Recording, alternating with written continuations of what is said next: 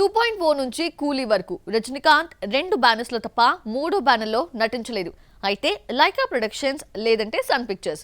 మరి కూలీ తర్వాత నటించే మూవీకి బ్యానర్ ఎందుకు మార్చాడు? ఇంతవరకు చేయని తెలుగు బ్యానర్లో తెలుగు సినిమా ఎందుకు చేస్తున్నాడు? హైయెస్ట్ రెమ్యునరేషన్ ఆఫర్ చేయడమే కారణమా? Have a look. Petta, Annaatthe, Jailer release కు రెడీగా ఉన్న కూలీ. సెట్స్ పై ఉన్న జైలర్ 2 ను సన్ పిక్చర్స్ నిర్మించగా 2.0 దర్బార్ వేటయాన్ను లైకా ప్రొడక్షన్స్ నిర్మించింది. తమిళంలో టాప్ బ్యానర్స్ కావడంతో ఈ సంస్థల్లో నటిస్తే రిస్క్ ఉండదు. రెమ్యునరేషన్ మొత్తం వస్తుందా రాదా అన్న డౌటే ఉండదు. సినిమా పూర్తి చేయగలుగుతారా అన్న అనుమానం కూడా అక్కర్లేదు. సినిమాను రిలీజ్ చేయగలుగుతారా, కావాల్సినన్ని థియేటర్స్ సంపాదించగలరా అన్న డౌట్స్ కు ఛాన్సే లేదు.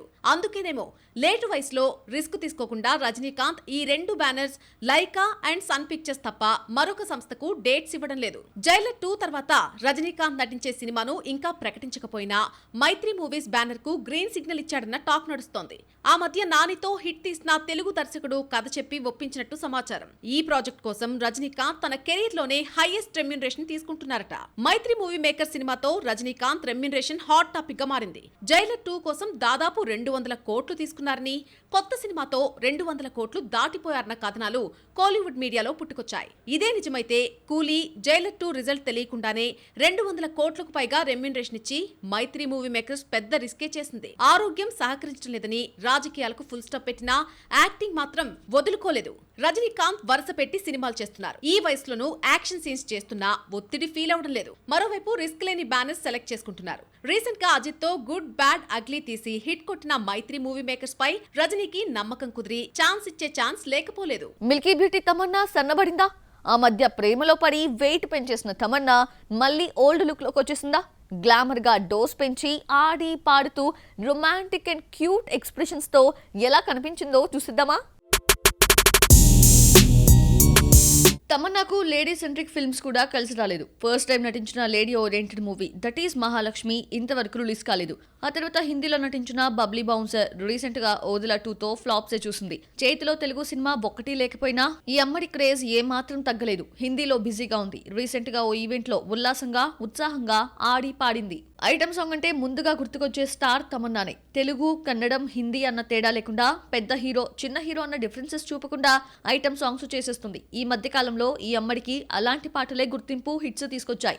జైలర్స్ 3-2 రైట్ 2 లోని తమన్నా ఐటమ్ సాంగ్స్ హైలైట్స్ గా నిలిచాయి. హిందీలో 3 సినిమాలు చేస్తున్న తమన్నా రీసెంట్ గా ఓ ఈవెంట్ లో హిందీ పాటకు స్టేజ్ మీద వేసిన డాన్స్ ఆడియన్స్ లో జోష్ నింపింది. ఏ పాటకు ఆ పాటే అన్నట్టు మ్యూజిక్ తగ్గట్టు డాన్స్ మూమెంట్స్ తో ఫిదా చేసింది తమన్నా. ఆ మధ్య కాస్త బొద్దుగా కనిపించిన తమన్నా సన్నబడిందంటూ కామెంట్స్ చేస్తున్నారు నెటిజన్లు. హాయిగా నవ్వుకునేలా చేస్తే చాలు, సినిమా హిట్ అవుతుందా? సమ్మర్ రిజల్ట్ చూస్తుంటే అదే అనిపిస్తుందా? ఎన్ని హై బడ్జెట్ ఫిల్మ్స్ వచ్చినా, క్రేజీ హీరోస్ బరిలోకి దిగినా చివరికి నవ్వించిన చిన్న చిత్రాలే సూపర్ హిట్ అయ్యాయి. ఎలాగో ఇప్పుడు చూద్దాం. సినిమాలకు సమ్మర్ సీజన్ చాలా పెద్దది. సంక్రాంతి, దసరా సెలవుల్లో 2-3 సినిమాలు విడుదలైతే సమ్మర్ 2.5 నెలల్లో 10-15 క్రేజీ మూవీస్ వస్తున్నాయి. ఈ ఏడాది వేసవి సెలవుల్లో స్టార్ హీరో ఒక్కరూ రాకపోయినా చిన్న హీరోలు సక్సెస్ తీసుకొచ్చారు. అందులోనూ కామెడీ చిత్రాలే బాక్సాఫీస్ వద్ద భారీ లాభాలు తీసుకొచ్చాయి. తెలుగు సినిమా ఇండస్ట్రీ సమ్మర్ లో చాలా డిజాస్టర్స్ చూడాల్సి వచ్చింది. జనాలు థియేటర్స్ కు రావడం లేదని నిర్మాతలే భయపడి ఓపెన్ అయ్యారు. దీనికి తోడు ఐపీఎల్ యూత్ ను ఇంట్లో నుంచి బయటకు రానేయకుండా కట్టడి చేసింది. వీటన్నిటినీ దాటుతూ సమ్మర్ లో హిట్ మూవీస్ అంటే 4 సినిమాలే కనిపిస్తాయి. టిల్లు స్క్వేర్ తో విపరీతంగా కవ్వించి 68 కోట్ల షేర్ రాబట్టిన సిద్ధు జొన్నలగడ్డకు సూపర్ క్రేజ్ వచ్చిందనుకుంటే జాక్ తో ఒక్కసారిగా షాక్ ఇచ్చాడు. సినిమా బిజినెస్ 18 కోట్లకు జరిగితే 5 కోట్లు కూడా రాలేదు. సమ్మర్ లో వచ్చిన చాలా క్రేజీ మూవీస్ బాక్సాఫీస్ వద్ద చేతులెత్తేశాయి. తమన్నా నటించిన ఓదిలా 2 కు నిర్మాత సంపత్ నంది ఎంత బిల్డప్ ఇచ్చినా 4 కోట్ల షేర్ దాటలేకపోయింది. 11 కోట్ల బ్రేక్ ఈవెన్ కు సగం కూడా కలెక్ట్ చేయలేకపోయింది. రాబిన్ హుడ్ థియేట్రికల్ రైట్స్ ను 27.50 కోట్లకు అమ్మితే 7 కోట్లు కూడా రాలేదు. పక్క భాషలో హిట్ అయిన 2 సినిమాలు తెలుగు ఆడియన్స్ కి నచ్చలేదు. అజిత్ ఫ్యాన్ అదిక్ రవిచంద్రన్ తీసిన గుడ్ బ్యాడ్ అగ్లీ తమిళకు బాగా నచ్చడంతో తమిళనాడులో మంచి వసూలు రాబట్టింది. కానీ తెలుగు ఆడియన్స్ ని మాత్రం మెప్పించలేకపోయింది. మోహన్ లాల్ కు తొడరు మలయాళంలో సూపర్ హిట్ తీసుకొచ్చినా తెలుగులో సక్సెస్ కాలేదు. మలయాళ టైటిల్ తోనే తెలుగులో రిలీజ్ చేయడం పెద్ద మైనస్ అయింది. తెలుగు నేటివిటీకి దగ్గరగా టైటిల్ పెట్టి ప్రమోషన్ చేస్తుంటే తెలుగు ఆడియన్స్ కు నచ్చేది. సూర్య రెట్రో మంచి ఓపెనింగ్స్ రాబట్టినా తమిళంలోనూ హిట్ కాలేదు. సమ్మర్ సీజన్ సక్సెస్ అంతా కామెడీ సినిమాలదే. యాక్షన్ మూవీస్ లో హిట్ 3 ఒకటే కొన్ని ఏరియాల్లో బాక్స్ ఆఫీస్ ని మెప్పించింది. సినిమాను 50 కోట్లకు అమ్మితే 62 కోట్లు రాబట్టి ఓవరాల్ గా ఓకే అనిపించుకుంది. హిట్ 3 కలెక్షన్స్ క్లోజింగ్ వచ్చేసాయి. అయితే తెలుగు ఆడియన్స్ ని సమ్మర్ లో హాయిగా నవ్వించిన సింగిల్ మ్యాడ్ స్క్వేర్ ను చూసి ఎంజాయ్ చేశారు. మ్యాడ్ స్క్వేర్ ను 21 కోట్లకు అమ్మితే 38 కోట్ల షేర్ తీసుకొచ్చింది. ఈ మధ్యనే వచ్చిన సింగిల్ అయితే డబుల్ ప్రాఫిట్ తీసుకొచ్చింది. శ్రీ విష్ణు డైలాగ్ డెలివరీ, మధు నందు రైటింగ్స్ యూత్ ని ఇంప్రెస్ చేయడంతో ఇప్పటి వరకు 14 కోట్ల షేర్ ఇచ్చారు. సినిమాను 6 కోట్లకు అమ్మితే 8 కోట్ల లాభం వచ్చింది. అది హారర్ జానర్ అయినా నవ్విస్తే చాలు ఆడియన్స్ ఓన్ చేసుకుంటున్నారు. 2.5 గంటలు ఎంజాయ్ చేయిస్తే పాజిటివ్ టాక్ తో హిట్ చేస్తారు. నిర్మాతగా మారి సమంత తీసిన శుభం హారర్ కామెడీ కారణంగా ఓకే అనిపించుకుంది. కార్తీ తెలుగులో ఊపిరి సినిమాలో నటించాడు. త్వరలో నాని నిర్మించే హిట్ సిరీస్ లో భాగంగా 4వ కేసుని డీల్ చేస్తున్నాడు. కార్తీ కంటే ముందు గజనీతో తెలుగు వారికి పరిచయమైన సూర్య మాత్రం తెలుగులో నటించలేదన్న లోటుని తీర్చేస్తున్నాడు. ఎలాగో ఇప్పుడు చూద్దాం. సూర్య కంగువాతో పాన్ ఇండియాలోకి అడుగు పెడితే ఎదురు దెబ్బే తగిలింది. అర్థం పర్థం లేని కథ కోసం 2 ఏళ్లు కష్టపడితే శ్రమంతా బూడిదలో పోసిన పన్నీరే అయ్యింది.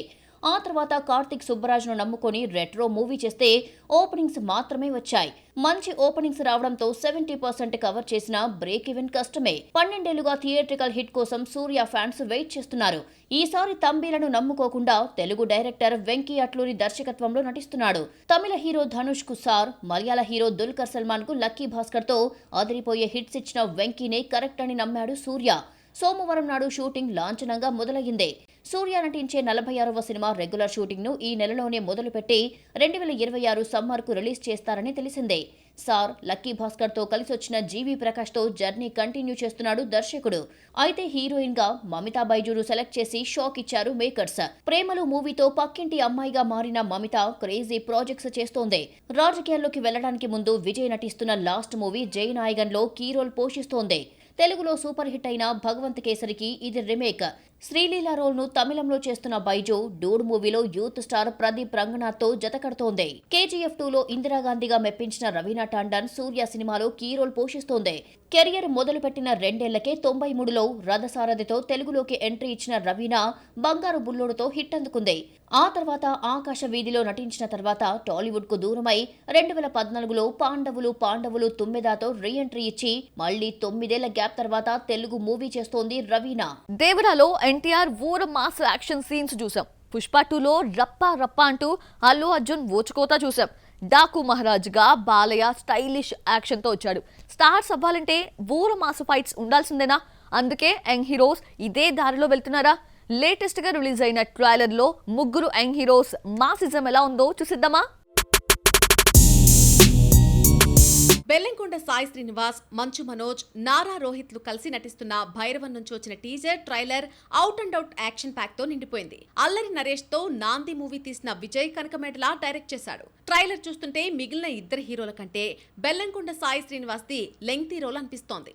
సినిమా ఈ నెల 30న రిలీజ్ అవుతోంది. హిట్ కోసం ఈ ముగ్గురు కుర్ర హీరోలు యాక్షన్ నే నమ్ముకున్నారు. బెల్లంకొండ సాయి శ్రీనివాస్ కు అదిరిపోయే హిట్ దక్కలేదు. యాక్షన్ కథను ఎంచుకుని గెటప్ మార్చేశాడు. మంచు మనోజ్, నారా రోహిత్ కు ఈ సక్సెస్ చాలా అవసరం కూడా. అదితి శంకర్, దివ్యా పిళ్ళై, ఆనంది హీరోయిన్స్ గా నటిస్తున్నారు. దర్శకుడు విజయ్ యాక్షన్ బాట పట్టాడు. ఇండియన్ పీనల్ కోడ్ లో ఎవ్వరికీ తెలియని పాయింట్ తో నాంది తీసి హిట్ కొట్టిన విజయ్ అల్లరి నరేష్ తోనే రెండో సినిమా ఉగ్రం తీశాడు. అల్లరోడ్ ని యాక్షన్ హీరోగా మార్చేశాడు. సినిమా నిరాశపరిచిన మూడో సినిమా భైరవన్ లో ముగ్గురు యంగ్ హీరోలతో high voltage action movie Bhairavan తీశాడు దర్శకుడు.